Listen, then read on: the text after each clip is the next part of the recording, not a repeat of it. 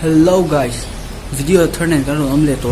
chuan thumbnail up ni lo chheranga voin chu Mizoram tiktokers mel thau kan tilang do ni chuan nangma ni ho hian mel support ula chuan tiktokers so de bo ka lo support ula chuan tirei vak loin video tan ang lem tu lai thalai te a hian cha dui nei em han soi te le ta tu mo chocolate ni Minti reng so Mumbai changin Mumbai mi zam le khathiam ka ron hong kong mi sha em wang nge khathia minti so what I don't care that's all no hey scooty khal pa le roll chelo de lo chan hian mel lo ya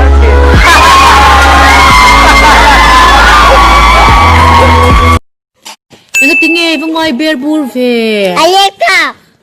Chua thấy lờ mua mấy rồi. một bữa tu này lâu ta này một mấy trộm chế ăn tết thì lâu mà TikTok ayan dule kan lamang nga dule kan zaya nga kan du kan tiang in social tura ti kan nilo kan du awanga ti kan ni mai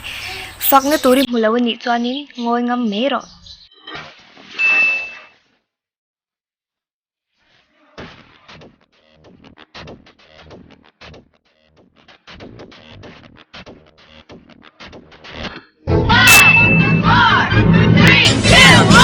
I love you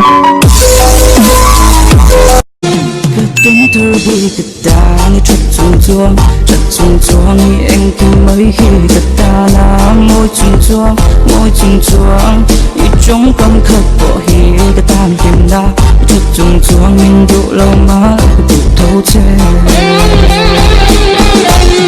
ini simply van to go you chất chung chuông si arm love the starry chất chung chuông cả tất cả đi lâu và cái thiên lion you chất chung chuông chắc lâu mà ý cả bụng thấy che video hay đủ video ni chuan lâu like kula lâu share bo kula chuan lâu comment bo gang chewo chuan hi part 1 na nia chuan part 2 na du le chuan lâu comment tula chuan Instagram ID site da hian lo manga in du chuan mi follow thei di